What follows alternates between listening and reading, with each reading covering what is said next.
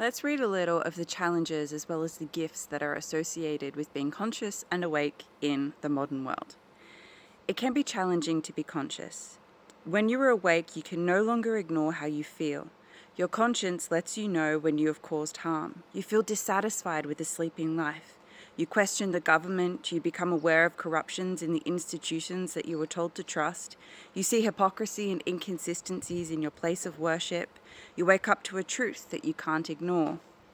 You can feel separated, lonely, and isolated in your state of wakefulness. It may seem like there is nobody else like you. You may wish that you could go back to the ease of being unconscious. You may experience an existential crisis or two, and then question the meaning and the purpose of everything.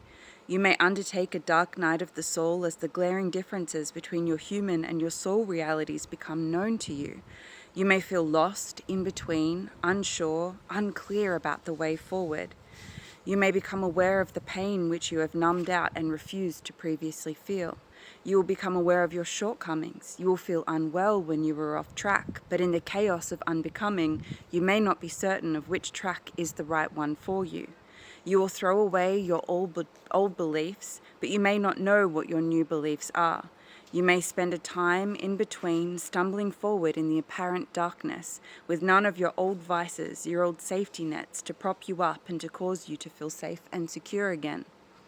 To take responsibility for yourself and your thoughts and your life and your evolution can be a deeply and profoundly challenging thing.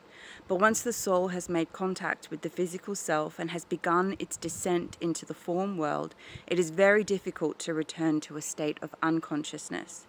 To do so, you would need to put a great amount of energy into deliberately working against your soul, forcefully switching your conscience back off.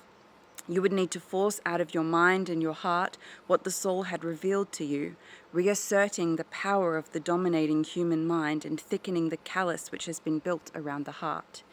The soul, the God within, seeks to help you to heal.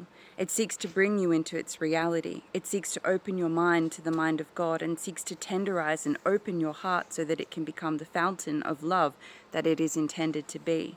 This process can be confronting and certainly at times challenging. To be conscious, to be seeking perfection, to be learning how to navigate according to the God within, to surrender the heart and the mind to the soul and spirit aspects of the self is the feeling of coming home. And in amongst the trials of relinquishing victim consciousness, this feeling of returning home, of coming to truly know the self, is a great and constant support. It's a little of what I have to say on the topic in my book, Healing, Wholeness, and God Realisation.